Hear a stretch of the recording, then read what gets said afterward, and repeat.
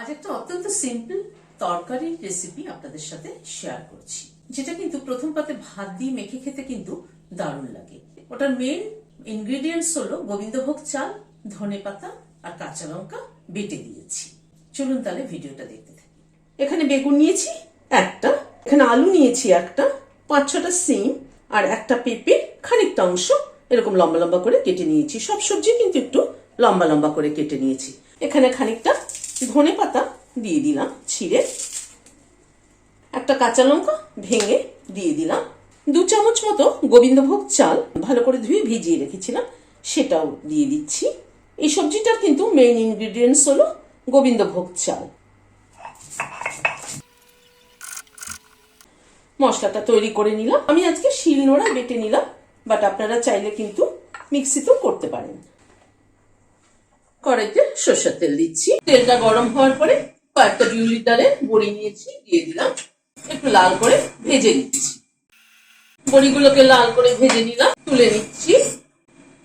এবার ওই তেলে বেগুনগুলো প্রথমে দিয়ে দিলাম, নুন ছড়িয়ে দিচ্ছি, একটু হলুদ দিয়ে দিলাম, বেগুনগুলোকে ভেজে নিচ্ছি। বেগুনটাকে উল্টে পাল্টে লাল করে ভেজে নিলাম, তুলে নিচ্ছি।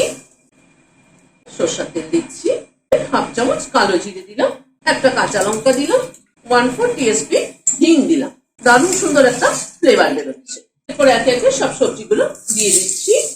নুন দিয়ে দিলাম, হলুদ দিয়ে দিলাম, সবজিটাকে একটুখানি ভেজে নিচ্ছি। একটু ঢেকেও দিচ্ছি সবজিটা, যাতে সবজিটা সেদ্ধ হয়ে যায়। গ্যাসের ফ্লেমটাকে মিডিয়ামে রাখছি। 5-6 মিনিট মতো ঢাকা ছিল, আমি ঢাকাটা মাঝে তুলে একবার নেড়ে দিয়েছিলাম। সবজিটা ভাজা ভাজাও হয়ে এসছে এবং অনেকটা সেদ্ধ কিন্তু হয়ে এসছে। একবার পেঁপেটা একটু চেক করে নিচ্ছি সেদ্ধ হলো কিনা। হ্যাঁ, পেঁপেও সেদ্ধ হয়ে গেছে। 1 চামচ আদা বাটা দিলাম, 1/2 চামচ জিরের গুঁড়ো দিলাম, 1/2 চামচ ধনের গুঁড়ো দিলাম। মশলার পরিমাণ কিন্তু খুব সামান্য হবে, এটা একটু পাতলা ঝোল হবে। একটু নাড়াচাড়া করে নেব। সামান্য একটু জল দিয়ে দিচ্ছি মশলাটা কষানোর সুবিধের জন্য।